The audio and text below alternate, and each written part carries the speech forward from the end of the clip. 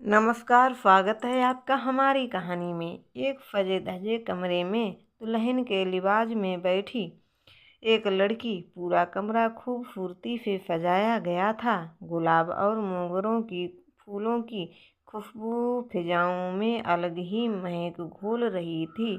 कमरे की सारी लाइटें ऑफ थीं। रोशनी बस एक पर जल रही थी, मोमबत्तियों के कारण थी। कमरा काफी बड़ा और कीमती चीजों से सुसज्जित था। कमरे के बीचों बीच एक बड़ा सा बेड था और बेड के चारों तरफ फूलों की लड़ियां लगी हुई थीं। सफेद रंग के पर्दे रस्सी से सहारे बंधे थे। उन्हें एक बार खींचने पर वो चारों ओर फैल जाते थे। सेज के मध्य में एक लंबा घूंघट ओढ़े एक लड़की बैठी थी। पूरे कमरे में शांति को उसकी फिसकियां अशांत बना रही थीं।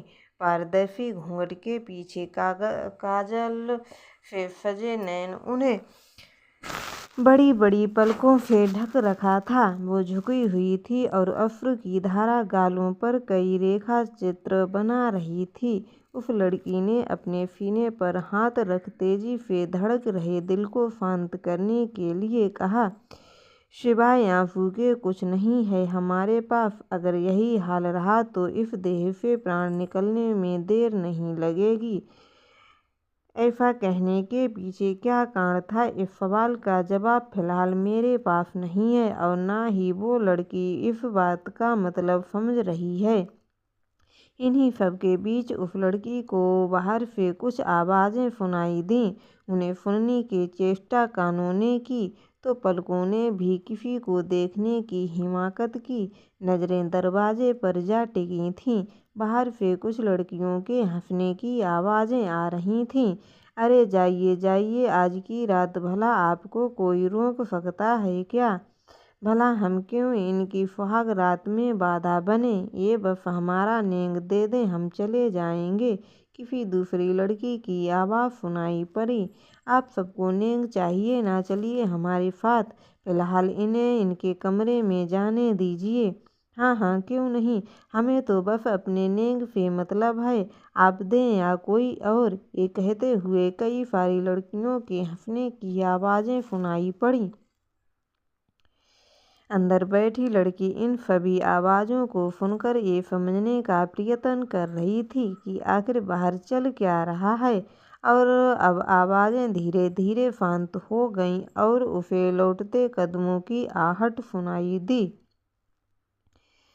तभी कमरे का दरवाज़ा खुला। हालांकि उस लड़की ने इसकी कल्पना नहीं की थी। दरवाज़ा खुलते ही उस लड़की की पलकें दरवाजे की ओर चली गईं। लेकिन जैसे ही उसने किसी आदमी को अंदर देखा तो झट से पलकें झुका लीं।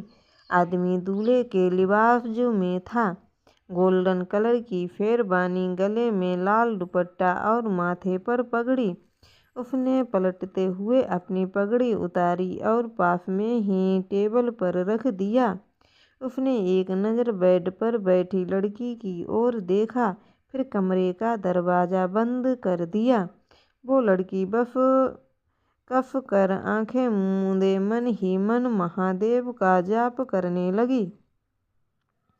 जिन डर भरे एहसासों से वो खुद को बचाने का प्रयत्न कर रही थी, अब वही सब एहसास उसे फिर से घेर कर बैठ गए। उस आदमी के बढ़ते कदमों की आहट उसकी धड़कनों की तीव्रता को और भी ज़्यादा बढ़ा रहे थे। वो आदमी भी चलकर अब उसके बेहद नज़दीक पहुंच चुका था। उसने आहिस्ता से अपने दोनों हाथ बढ़ाए और उस लड़की का घूंघट उठाया। मोमबत्ती की जल रही पीली रोशनी उसके जेवरों को छूकर एक अलग ही चमक उत्पन्न कर रही थी। आंसू की बूंदों जो पलकों पर ठहरी थीं, वो किसी मोती की तरह चमकने लगीं। लड़की ने अपनी आँखों को मीच रखा था।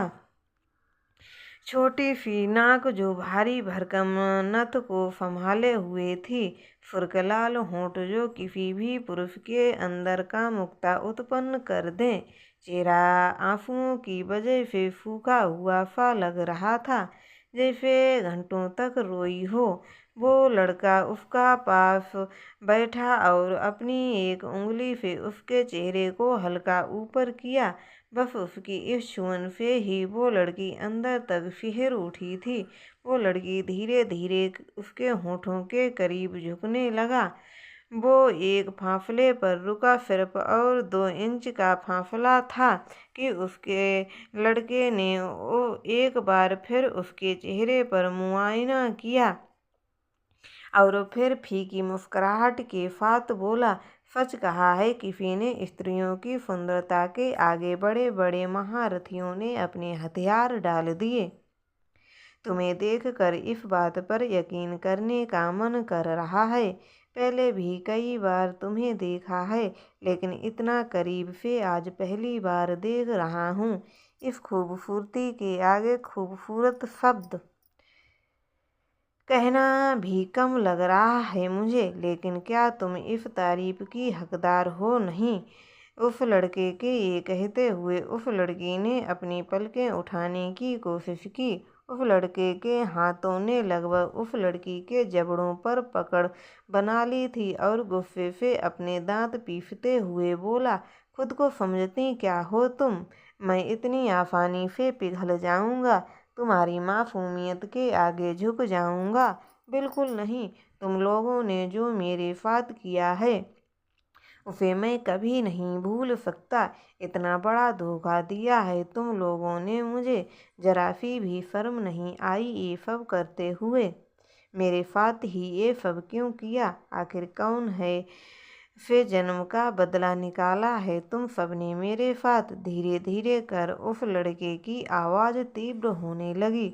उस लड़की से अब ये सब बर्दाश्त ही नहीं हो रहा था। बड़ी मुश्किल से उसने घुटी हुई आवाज़ निकाली, प्लीज़ हमें छोड़ दीजिए, हमें दर्द हो रहा है। दर्द हो रहा है तो सहो। वैसे तो ये दर्द तुम्हें दिन और रात सहना पड़ेगा। इतने आंसू बहाने पड़ेंगे जितना तुम आज तक जिंदगी में नहीं रोई होगी।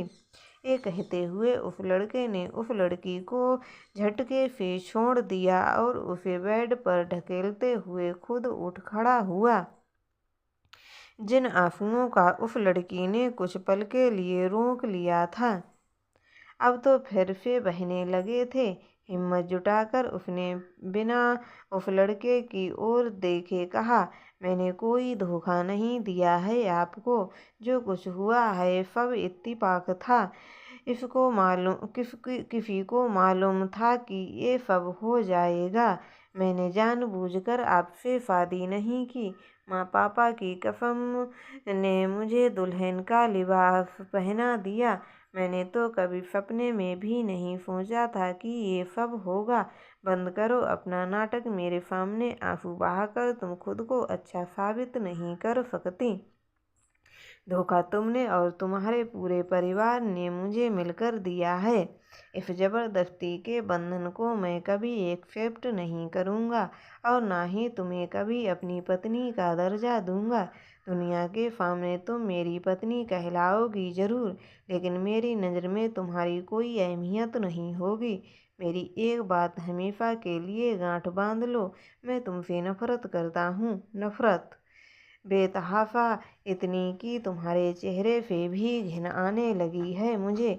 इतना कहकर उस लड़के ने सेज पर लगी लड़ियों को तोड़ना शुरू कर दिया। इन सबसे उसका गुस्सा जाहिर हो रहा था। हर एक बढ़ते पल के साथ वो लड़की एक डर का अनुभव कर रही थी। कुछ ही सेकंड में वो सारे फूलों की लड़ियां टूटकर जमीन पर बिखर पड़ी थीं।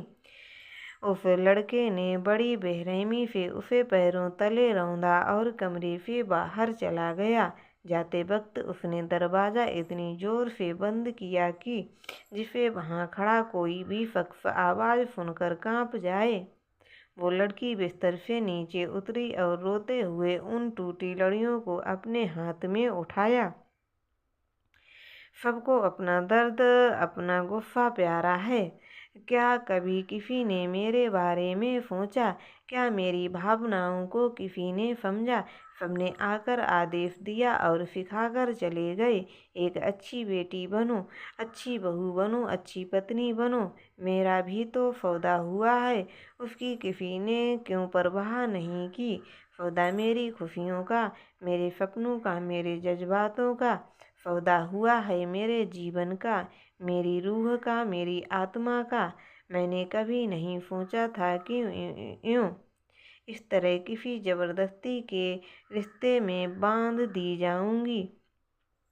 ये कहते हुए वो लड़की रो पड़ी। कुछ पल वो उठ खड़ी हुई और बालकनी का दरवाज़ा खोलकर बाहर आई।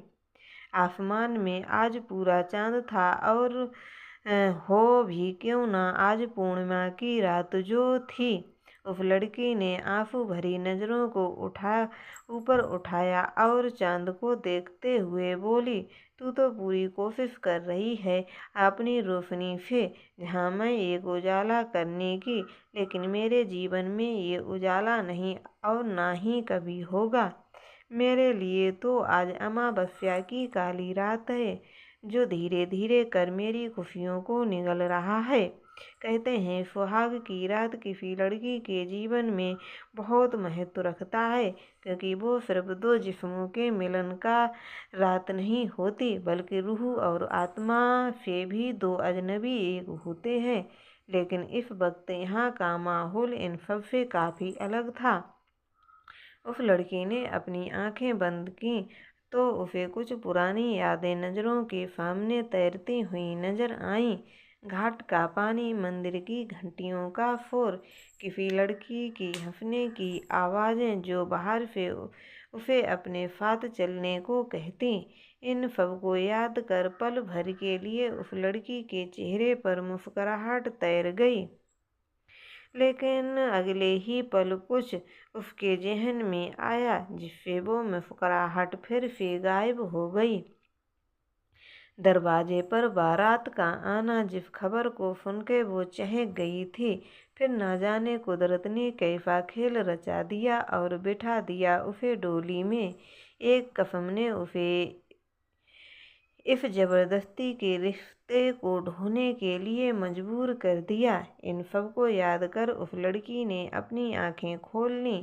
नहीं नहीं, अब और बर्दाश्त नहीं होता। वो लम्हा, वो पल वहाँ ठहर क्यों नहीं गया? क्यों मेरी खुशियाँ बर्दाश्त नहीं हुई? जो आपने इतना बड़ा खेल रच दिया महादेव। मैं इतनी मजबूत नहीं हूँ कि जिसकी परीक्षा आप कुछ इस तरह से ले रहे हो।